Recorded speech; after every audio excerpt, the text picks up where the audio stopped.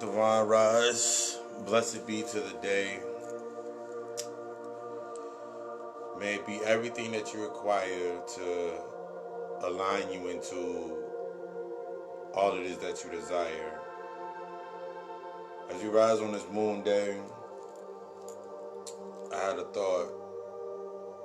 Actually, pretty early it came through when I was deciphering it. And I was thinking about blind obedience versus self-discipline. Blind obedience will leave us in a state of chasing and following the high. Self-discipline is allowing us to understand that we are the high. When we think about blind obedience, it's to the tone of following the buzzword, following the trend, following the state of trying to correct things is within blind obedience. When I really think about blind obedience, I think about the need to correct things, the need to react based on correction, based on something that has happened in our life. As opposed to self-discipline is understanding that there's no need for correction because it's understanding and observing and experiencing that reflection. When we are in a state of blind obedience, we're following the cadences to the next step. Similar to we're following outside without building anything on that internal aspect. When we think about self-discipline, self-discipline in that for me is when I wake up first thing, it's training myself and giving myself these cadences and learning these rhythms, this flow and this cadence. So when I first wake up, what is the first thing that I do? I am self-aware of what I'm doing from start to finish. I'm self-aware of what I'm doing from start to finish, and I'm gracious to the lesson that's being brought to me. I'm gracious to everything that's coming into that space. I'm following this. I'm embracing the cadence of my soul's rhythm as I move forward. When we move in blind obedience, when we think about just the definition of obedience, it's to be trained based on either or you're going to suffer. When I think about obedience, since it's all a part of that suffering mentality, this I don't want to struggle again mentality. This gives us a sense of that blind obedience. We're following the feeling. We're following the feeling rather than balancing the emotion. So you'll jump from space to space in this thought process instead of learning how to, while I'm in this position where I'm at, looking at where I'm at, and knowing that every month for myself, that there's 30 days in a month. I know how much water I drink throughout the month. I know exactly how much water I'm going to drink a day. Instead of me waiting till the end or till another moment like, oh shit, I need water, I'm disciplining myself on the things that I don't need or what I need to remove in order to become fluent in my water, to become more fluent in my flow. Instead of me moving in the emotion of, I have to do this, I have to follow this trend that I've already created for myself, I have to follow this cadence, I have to follow this aspect. You're always following something in reaction. When you're doing that when you're moving on blind obedience, you're always moving in reaction to the thought process.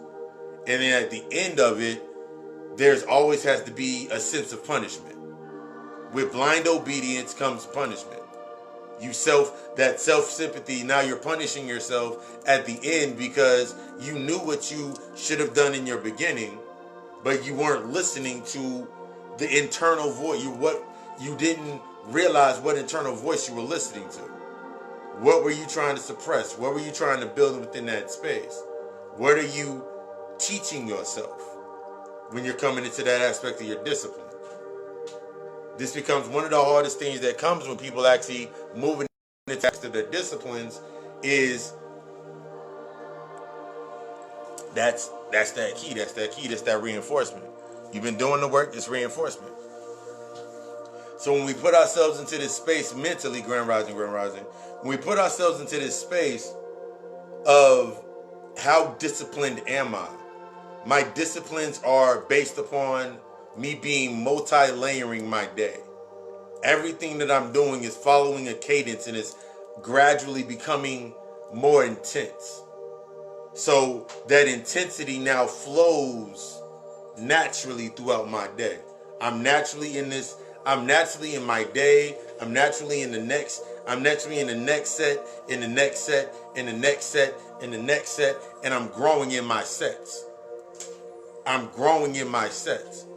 So now because remember that pendulum swings.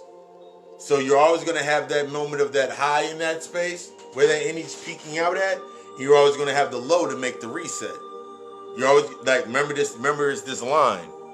It's that line, that neutral line. So when you're going above it, you're going to feel that high. So you're building and you're gathering based on this high. When it hits that low, this is when you're hitting that reset. So while you're in that high and you're disciplining yourself, you know that this high is going to peak out. So before I get to the peak of this high, what am I gathering? What am I learning? How am I giving myself the discipline? Because I know I'm about to take a dip into my energy. I know it's about to dip. I know it's about to hit that reset. That pendulum is about to swing. This is where blind obedience hits that moment, hits that mark. When we're moving in that sense of blind obedience, we're looking for the high all the time. We're looking to get the most out of the high, but then when we hit that low hit, we're instead of giving ourselves understanding into that high and how to use that high, we move it down into that low, and then we're sitting there like, now I'm in my low point.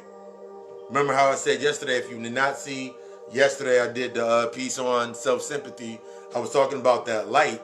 That high becomes that dark moment, because that's the moment where everything that you created from that original low point in that dark slope, everything that you did and disciplined yourself to do, that's what's going to give you your high into the alignment of your high. Instead, we look at it versus, I have to wait till I'm high to create. You create within those lows. You create within that. You create within the undercurrent. You create within that undercurrent. If you're always creating based on the highs, you're never going to be able to get that hibernation. You're going to be sitting there like, oh my God, I don't know what I'm going to do. Because now it's similar to, think about the cadence of holidays.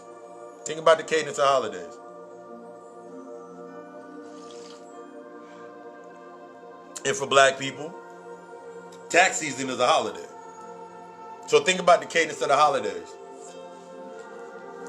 Think about from right now, there's people, right now you sitting there, some, not all, you're sitting there in that mindset and you're saying, okay, cool, Thanksgiving, we're going to eat here, we're going to eat this, we're going to eat this, we're going to eat this. Then there's other individuals that they're like, who cooking because I'm coming to get a plate? Either way, on both sides of that, that's a sense of blind obedience. Anyway, that's a sense of blind obedience.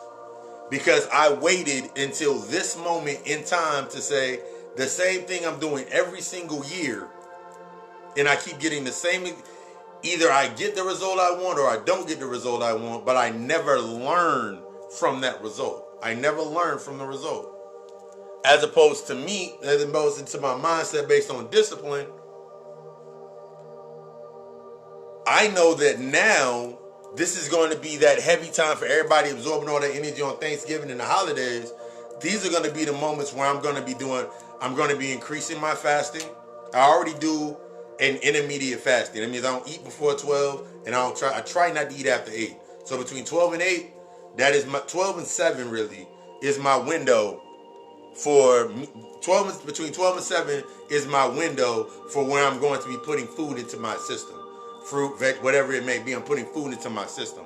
Before 12 o'clock, tea, this power smoothie, the other half of my power smoothie, and water. All the way up until about 12. That takes a lot of that. This takes a lot of discipline and recreate. When you're doing your self-discipline, it's based on creating your new cadences. It's based on creating that new rhythm. It's based on finding that new flow that's naturally to your soul. When you're doing it in blind obedience, you're always going to follow the cadence of something else. And usually the cadence that you're following, this is the aspect of that when you're doing but based on blind obedience, that cadence that you're following in blind obedience is usually the peak out.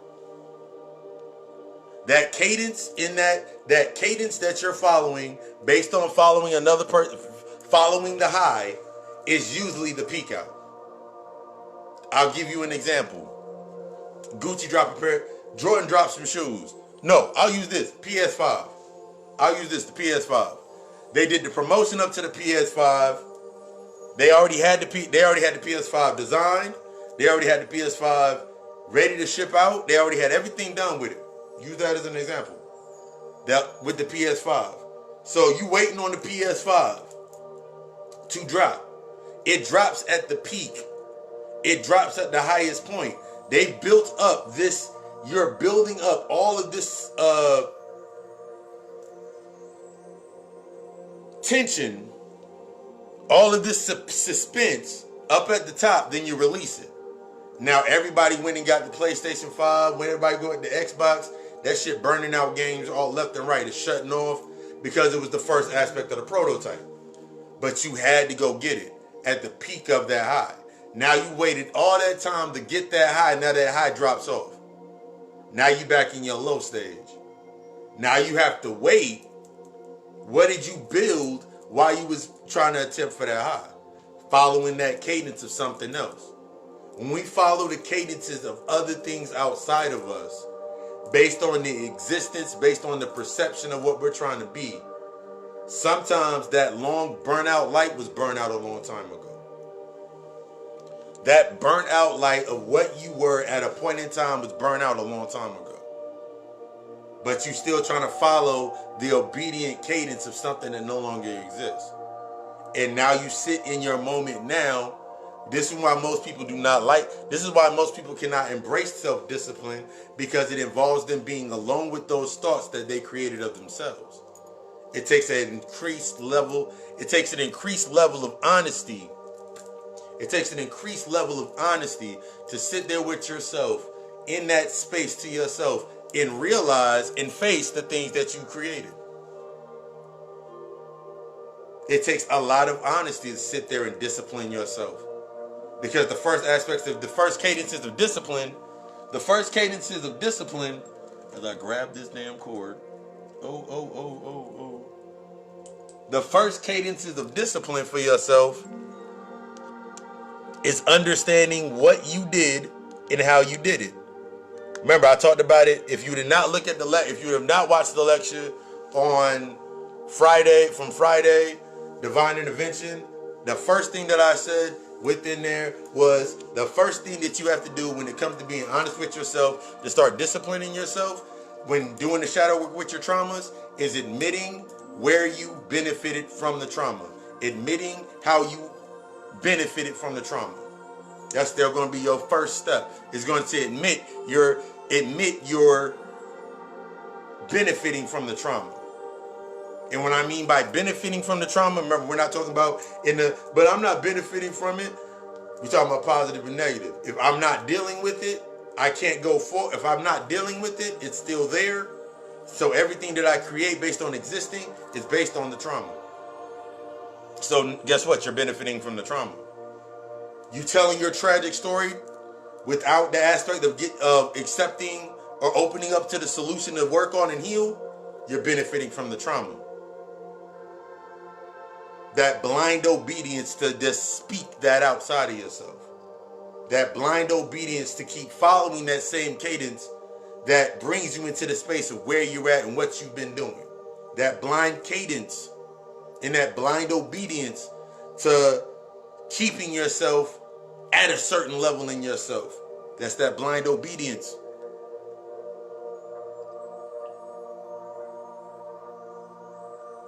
That's blind obedience. I can say this from the bottom of my seven hearts. I had a lot of blind obedience. I used to follow the feeling. I used to follow the thrill or the high of the feeling. And then when it came for me to reinforce things behind it, I didn't have anything behind it. Because everything was built on that same high. So when I stopped, when I had to slow down, when it came down to a slow point, I had nothing to really build with it. So when I hit that low point, I hit that low point hard. And then that's when the self-sympathy came in. I was looking like, yo, everybody against me, don't nobody want to do this. But then I was looking at myself and I was like, how do I feel used if I'm using myself? How am I misusing myself? How am I misusing my energy for the day? How am I misusing my balance? How am I misusing my energy for the day? How am I misappropriating the love that I'm supposed to have for myself? Am I doing things simply to say because, am I doing things based on obedience? That means if I do this, then I get this, or I do this. Or am I doing it based in my disciplines to expand myself in my growth? These are those questions that you ask yourself when you're sitting there in your meditation. And then one of the voices, those voices that are within inside of you, that follow that cadence, that symbolism, are going to come into that space. You can do all of this, you can take it all in, but it's up to you to actually use these tools.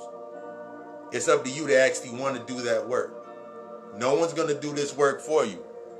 Period. There are individuals that will do the work for you, but never teach you the aspects of the work. That way you're always constantly having to obey their every need. This is one thing that a lot of us face when it comes to us doing our work. We're so used to following the blind obedience of that outside thing to get that feeling, to get that high, that when it actually comes time for us to start to self-discipline ourselves, that's the voice that you hear. That's the thing that you're going to start hearing. But it ain't going to bring you this, or it ain't going to do this. You're going from needing and wanting and the longing to the aspect of understanding it's all inside of you. How can you be a god, neuter noun, god or goddess? How can you be a god or a goddess? How can you claim this title but you ain't disciplining yourself to use your power? How can you be a god or a goddess and you're not disciplining yourself in building through your power? A god is omnipresent. A god is omnipotent. That means wherever they go, their impact either inspires separation or elevation. If I'm going into a space, I ain't worried about where I'm sitting at a table.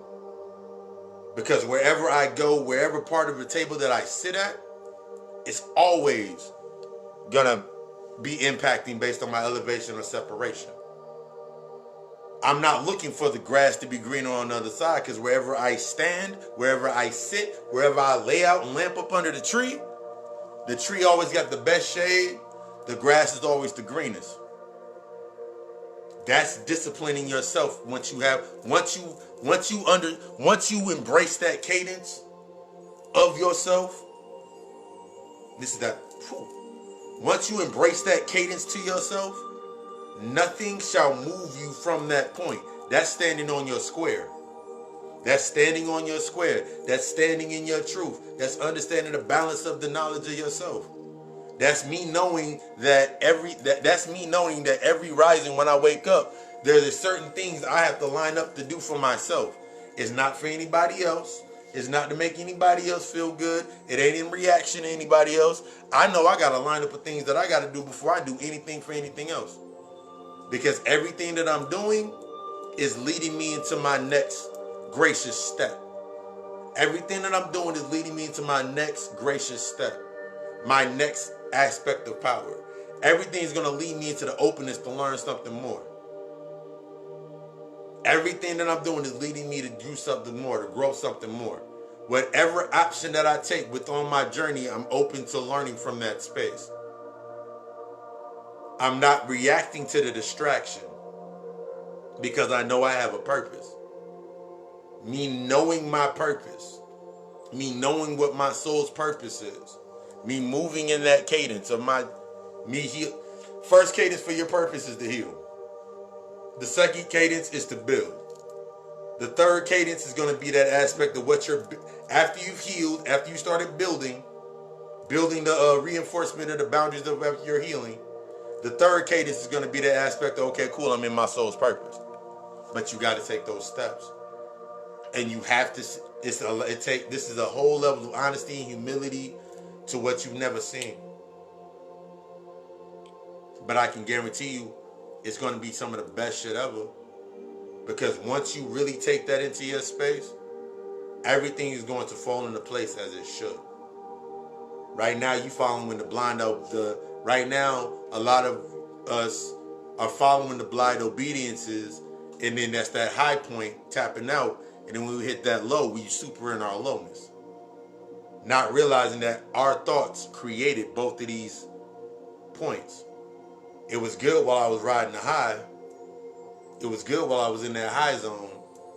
And then when it started, even when when the roller coaster started, when the roller coaster dipped down, when the roller coaster started to dip, you feel it before it starts to dip. It's the anticipation. So you knew you were going to hit that low point. But then you repeated the same cadence.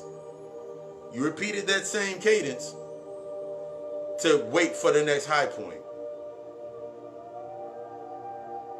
Addiction to the attachment rather than the connection to yourself. I want you to be the best.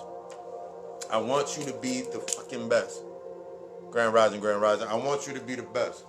I want you to embrace your greatness. I want you to sit there in that space and really work with yourself. I want you to really embrace that intimate love that is you. Embrace that intimate power that is yours. Stop allowing yourself to fall into the stop allowing yourself to fall into these cadences of anything that's outside of self-love for you. That love and that balance for yourself. When you're going into these spaces, your energy, as your energy grows, as you embrace your energy, it's going to change it's going to inspire that aspect to grow, or it's going to inspire that impact to separate. Embrace that answer. If you're going into a space right now and you say, you know what, that now I gotta go up, I gotta be up early in the morning, I gotta be up early in my rising to do my meditation, do my little workout, and they start looking at you weird, accept that impact.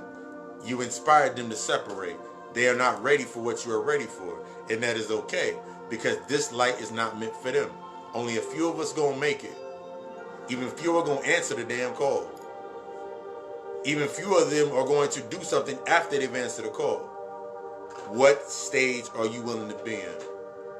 GodaCoalchemistLLC.com. Everything from readings, natal chart analysis, the shadow work. I do the shadow reading with the consultation, the breakdown to start building your spiritual aspects to yourself. GodaCoalchemistLLC.com. Also check out for spiritual products such as baths. I got the baths popping off. Everything, the original baths, like the custom baths is 60. That means when you want to work with a specific energies. And then the original baths is 30. That's like a traditional, it's anything but traditional when I touch it, because I touch everything in there and charge it. But like for the protection, the abundance, and all of those things, and then we build from like anything that can be built onto there. Spiritual products, more coming soon. CodeAlchemyMyShopify.com for everything from now tapestries to the shirts to the hoodies, because it's getting a little chilly outside. Hoodies, sweatshirts, and much more to come. I want you to be the best. I want you to rise. I want you to take yourself to the next step, because shit, if you bypass if we're always doing this game of going forward with each other, we're always going to have something to learn because we're building those bridges together. That's that aspect of your consciousness, everybody being on the same accord. I ain't trying to build nothing down here. We trying to build up there. I love you. We love us. Ashe.